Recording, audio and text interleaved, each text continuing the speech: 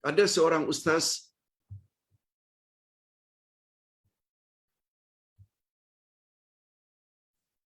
yang menceritakan bahawa roh seseorang boleh berpindah kepada orang lain. Tak perlulah ustaz sebutkan di sini wajah ustaz tersebut.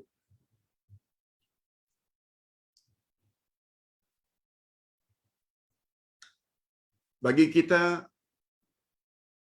kontennya, kandungan dakwaan ustaz tersebut. Kepada ustaz diminta pencerahan, di mana ustaz tersebut mendakwa Allah Subhanahu wa taala kalau telah mencipta manusia yang beriman mendapat hidayah, lalu keturunan berikutnya Allah Subhanahu wa taala boleh ambil roh orang yang taat beriman tersebut dimasukkan ke dalam manusia berikutnya. Akhirnya orang tersebut akan menjadi orang yang alim, mendapat hidayah. Begitulah seterusnya. Roh orang yang kedua ini yang mendapat hidayah, yang punya ilmu yang mendalam, keturunan berikutnya, Allah boleh ambil roh orang ini masuk kepada orang yang ketiga. Begitulah seterusnya. Dalam contoh tersebut, ustaz tersebut mengatakan roh Abu Bakar As-Siddiq. Semua kita tahu Khalifah Ar-Rashidin yang pertama yang boleh untuk kita jadikan sebagai teladan, contoh, sebab beliau termasuk Siddiqin, salah satu dari kelompok yang telah confirm mendapat nikmat Allah, sebagaimana tafsir dari surat Al-Fatihah, Ihdinas siratal mustaqim. Ustaz sudah sebut selalu bab ini. Yang dijamin masuk syurga oleh Nabi Muhammad sallallahu alaihi wasallam. Lalu roh Abu Bakar ini Allah telah masukkan ke dalam roh Imam Ahmad ibnu Hanbal.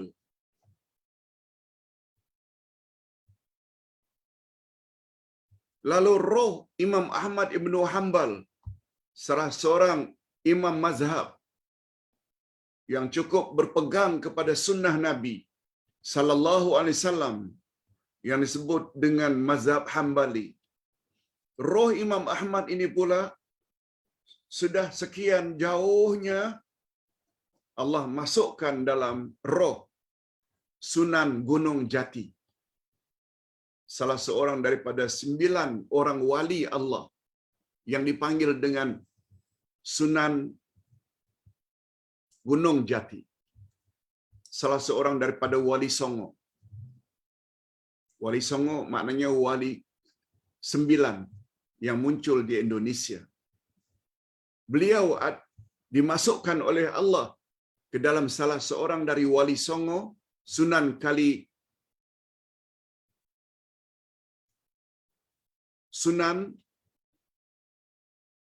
Kalijaga,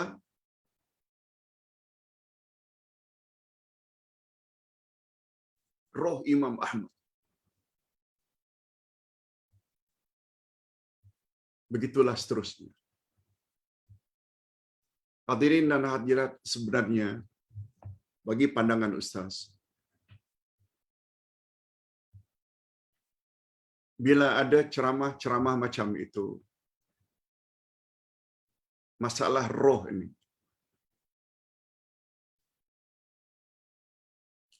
tanyalah kepada yang membuat kenyataan itu. Bukan pada ustaz ditanya. Tetapi tidak salah. Tidak salah. Sekedar minta pencerahan. Pak Ustaz, menurut pandangan Pak Ustaz, bolehkah kita cakap seperti itu? Roh boleh berpindah dari satu orang alim kepada orang alim lainnya, kepada orang lain. Dibuat contoh pula, Abu Bakar kepada Imam Ahmad Ibnu Hanbal. Mengapa tidak kepada Syafi'i? Mengapa tidak kepada Imam Malik? Mengapa tidak kepada Abu Hanifah? Kemudian dari Ahmad bin Hanbal pula, mengapa kepada Wali Songo? Salah seorang daripadanya, Sunan Kalijaga. Mengapa tidak pada ini? Komen ringkas Ustaz.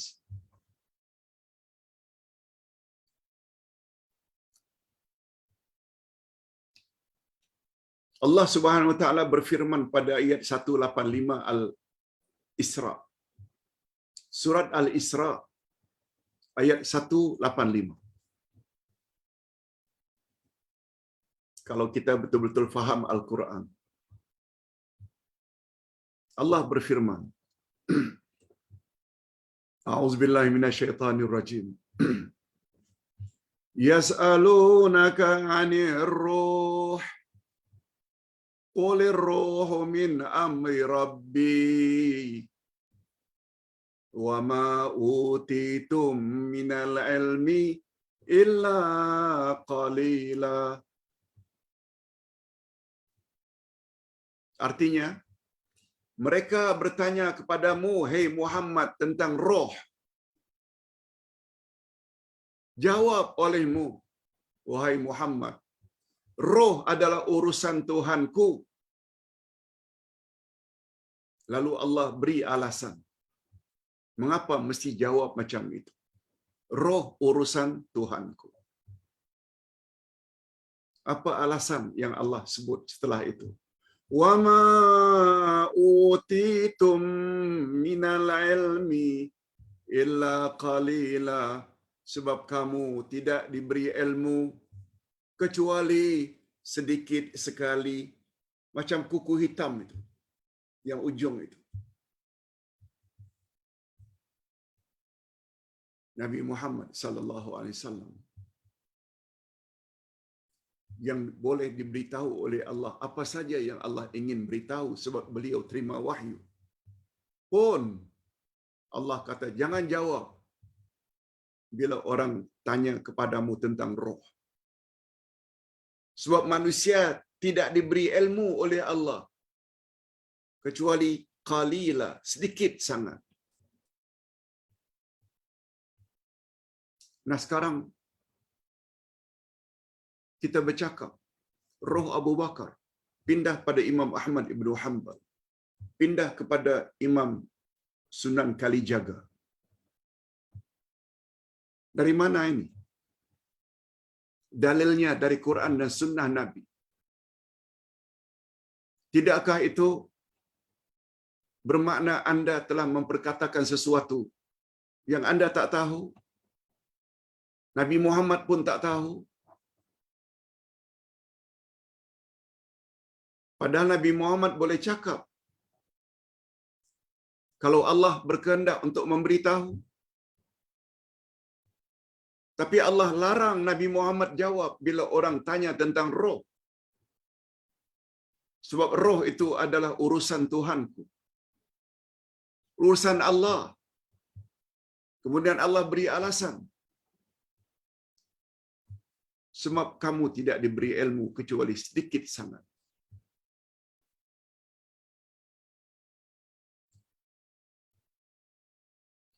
Kita tahu roh itu ada. Ingat ya, menurut ulama tafsir, roh dalam Al-Quran ada dua makna. Pertama, roh dengan makna malaikat Jibril. Sebagaimana firman Allah dalam surat Al-Qadar, Tanazzalul malaikatu warruhu fiha biizni rabbihim. Turunlah pada malam Lailatul Qadar malaikat-malaikat dan roh dengan izin Tuhan mereka. Roh di situ dengan makna Jibril. Bukankah Jibril juga malaikat, Pak Ustaz? Betul? Sebab kaedah dalam ilmu bahasa Arab, apabila yang menyambung itu bahagian daripada yang disambung, menunjukkan yang menyambung itu adalah bahagian yang paling penting daripada yang disambung. Itu sebabnya malaikat Jibril mendapat derajat penghulu semua malaikat.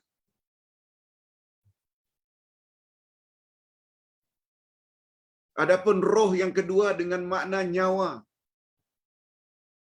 Dengan adanya roh, manusia jadi hidup. Bila roh dicabut, manusia mati.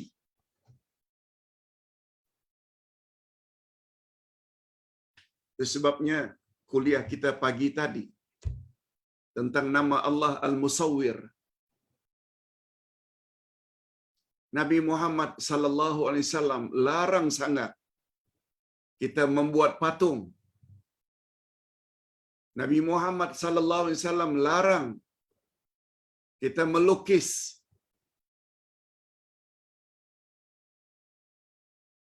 Benda-benda yang bernyawa. Melukis manusia, melukis binatang. Orang tersebut, kata Nabi, orang yang paling berat mendapat azab pada hari kiamat ialah orang yang melukis makhluk-makhluk yang ada nyawa, yang ada roh. Manusia ke, binatang ke.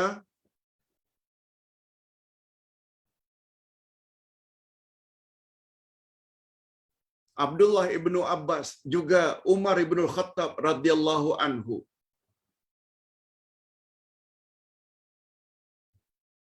memberitahu kepada kita, kecuali kalau ingin melukis, lukislah yang tidak bernyawa. Gunung ganang, suasana lautan ketika matahari akan terbenam dengan cahayanya, sawah ladang di bukit, di lerengnya dengan sawah yang begitu cantik pemandangannya, silakan. Sebab itu semua yang tidak bernyawa, tak ada masalah. Tapi yang bernyawa, no. Ini diambil daripada nama Allah Al-Musawwir, yang dapat mengadakan bentuk sesuatu. Itu sebabnya kata Nabi, malaikat tidak akan masuk rumah yang di dalamnya ada patung. Siapa yang membuat patung yang bernyawa, makhluk yang bernyawa, seperti ayam, kucing, manusia, di akhirat nanti Allah akan suruh dia, patung-patung yang dia buat itu, supaya menyiksa orang yang melukis atau yang membuat patung. Itu pelajaran kita pada pagi tadi, kuliah subuh, nama Allah Al-Musawwir. Sila nanti dengar YouTube-nya. Akan dikirim oleh tim ke dalam grup. Penting dan mustahak untuk kita tahu. Okey, berbalik kepada pertanyaan. Boleh juga Ustaz kita bercakap tentang roh? Kalau Nabi Muhammad sallallahu alaihi wasallam saja dilarang. Bila ada orang tanya kepadamu tentang roh, jawab, roh adalah urusanku. Itu memberi isyarat, aku tak boleh jawab. Nah, ada sekarang seorang ustaz yang pandai mengarang-ngarang, kononnya roh Abu Bakar boleh masuk kepada roh Imam Ahmad ibnu Hanbal. Roh Imam Ahmad ibnu Hanbal yang mulia dan berilmu tinggi itu dimasukkan oleh Allah ke dalam roh Sunan Kalijaga. Dari mana semuanya itu kita tahu? Tidakkah itu bermakna kita telah mencampuri urusan Allah? Okey, itu jawaban Ustaz. Jangan percaya dengan dakwaan-dakwaan semacam itu.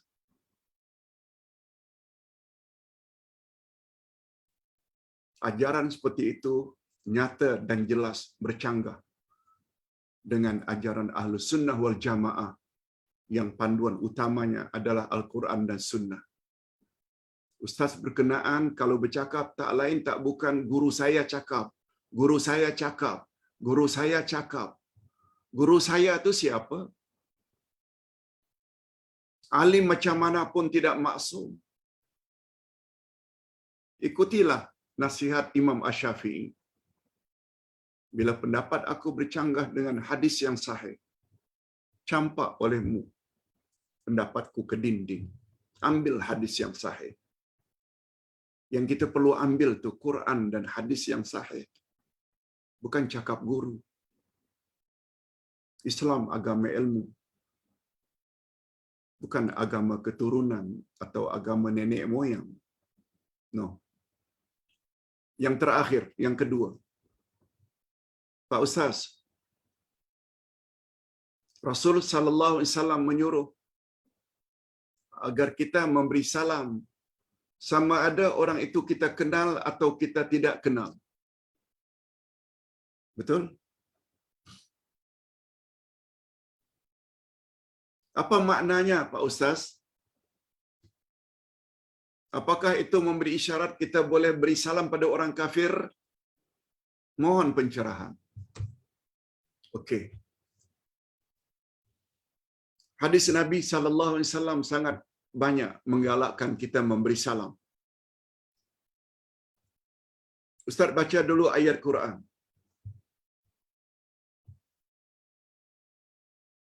Fa idza huyyitum bi tahiyyatin fahayyu bi ahsana minha aw rudduha. Bila kamu diberi penghormatan iaitu ucap selamat, maka jawablah ucap selamat itu dengan jawaban yang lebih baik atau yang serupa dengannya. Ketika sahabat bertanya apa maksud ayat ini, kata Nabi, bila orang beri salam, Assalamualaikum, jawablah dengan yang lebih baik, Waalaikumsalam warahmatullah. Ada tambahan. Itu maknanya jawabannya lebih baik. Assalamualaikum warahmatullah. Jawablah dengan jawaban yang lebih baik. Waalaikumsalam warahmatullahi wabarakatuh. Assalamualaikum warahmatullahi wabarakatuh. Jawablah dengan jawaban yang lebih baik, yaitu dengan meninggikan suara lebih daripada suara orang yang memberi salam. Jangan tambah yang lain-lain, tapi meninggikan suara ketika menjawab. Itu makna lebih baik. Apa makna jawablah yang serupa? Assalamualaikum. Lalu dijawab Waalaikumsalam. Serupa. Assalamualaikum warahmatullahi. Waalaikumsalam warahmatullahi. Begitulah seterusnya. Tentang kelebihan memberi salam ini, Rasulullah sallallahu alaihi wasallam bersabda,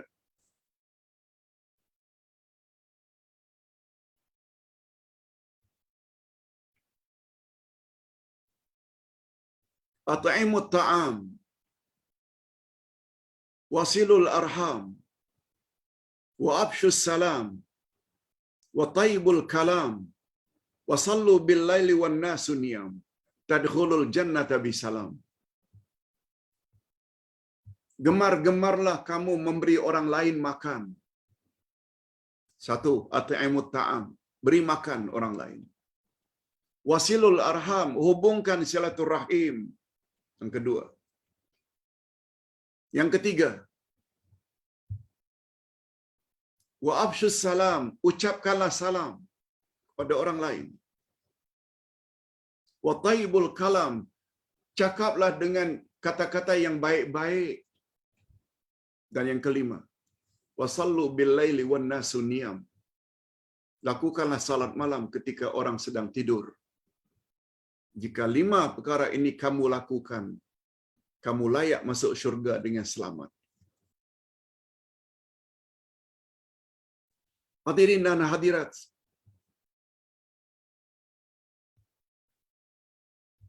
salam mengandung makna doa.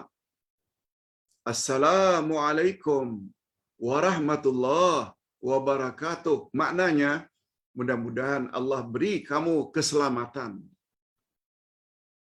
kasih sayang, rahmat, keberkatan, wabarakatuh. Doa. Oleh sebab itu doa orang, kita kena jawab dengan doa juga, supaya dia juga selamat, dia juga dapat rahmat, dia juga dapat keberkatan. Itu dia falsafah salam.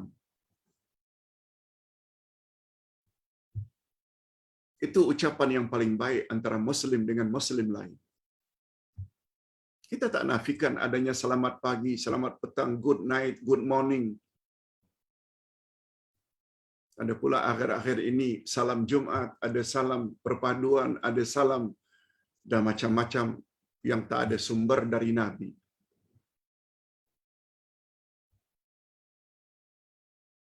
Persoalannya, boleh tak kita memberi salam pada orang kafir? Tapi Nabi tadi dah sebut, beri salamlah kamu kepada orang yang engkau kenal atau engkau tidak kenal. Ia memberi makna orang kenal atau tidak kenal dari kalangan orang Islam.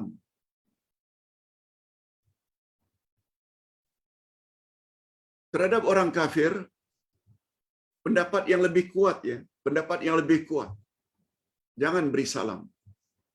Sebab salam itu salah satu daripada al-asma'ul husna, nama Allah.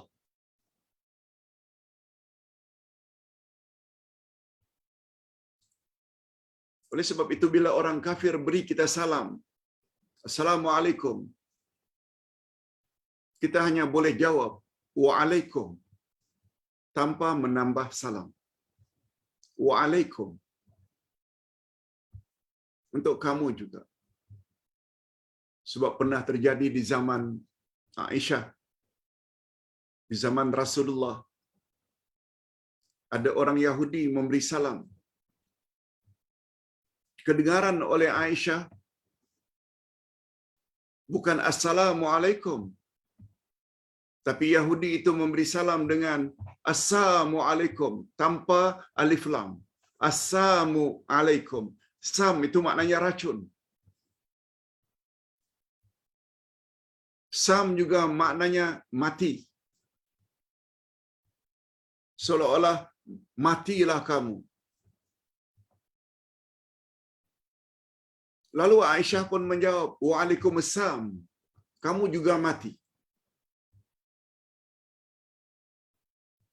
Lalu Nabi SAW tegur Aisyah,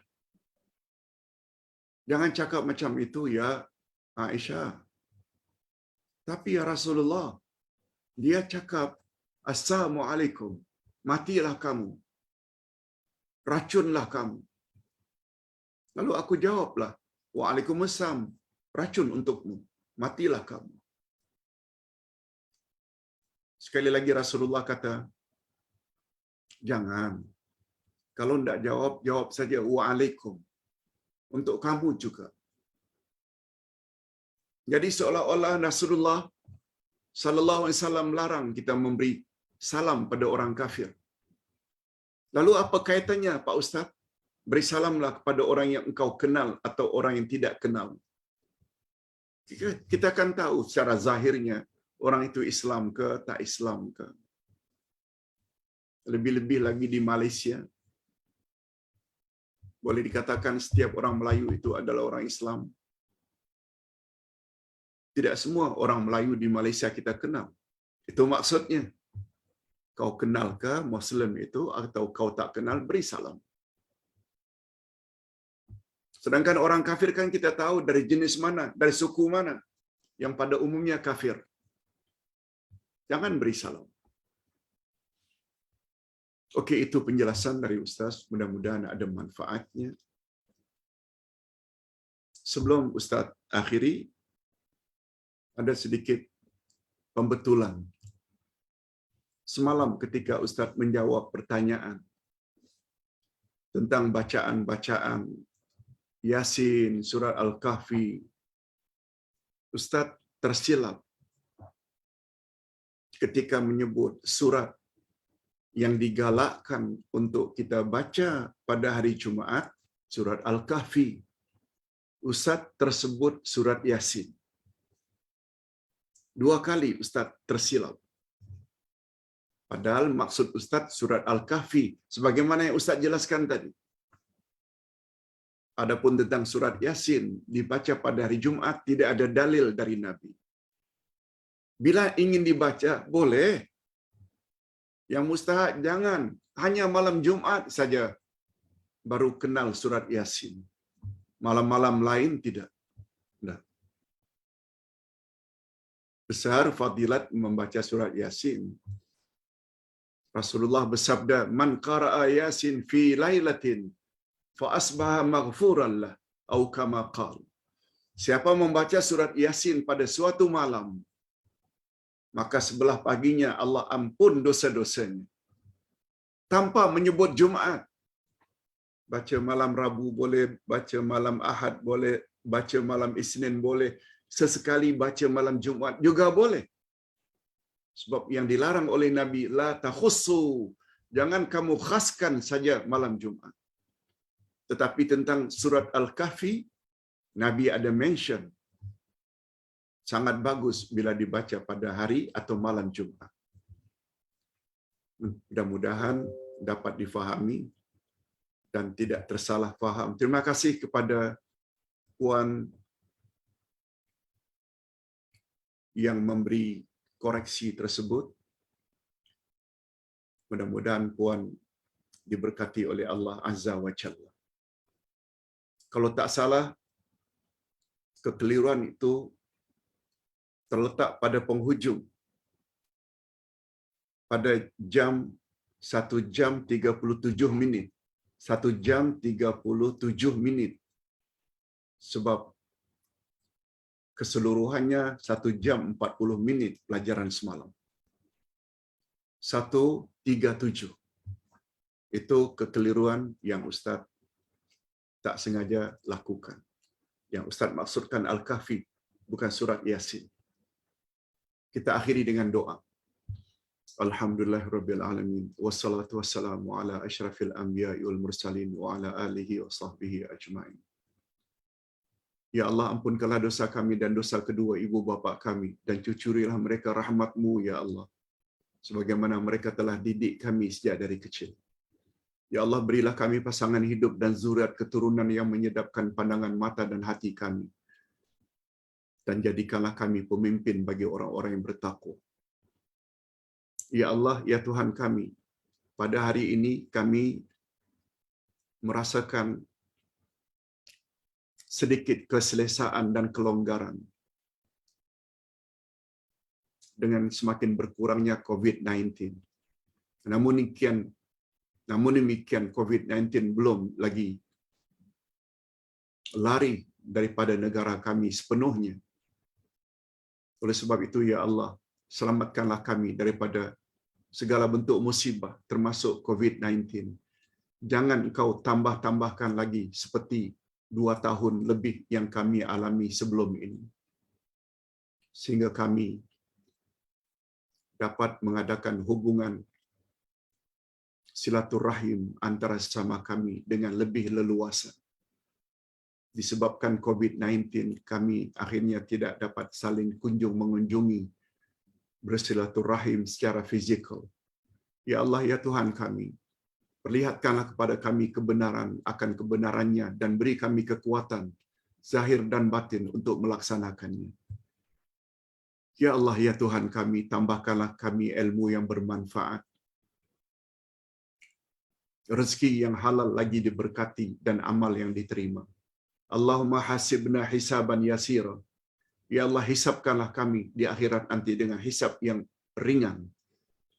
Cukup dengan menunjuk kitab catatan amalan, lalu kami dipersilakan untuk memasuki syurga-Mu. Wa sallallahu ala nabiyyina Muhammad wa ala alihi wa sahbihi ajma'in. Walhamdulillahirabbil alamin. Subhanakallahumma wa bihamdik, asyhadu an la ilaha illa anta astaghfiruka wa atubu ilaik. Assalamualaikum warahmatullahi wabarakatuh.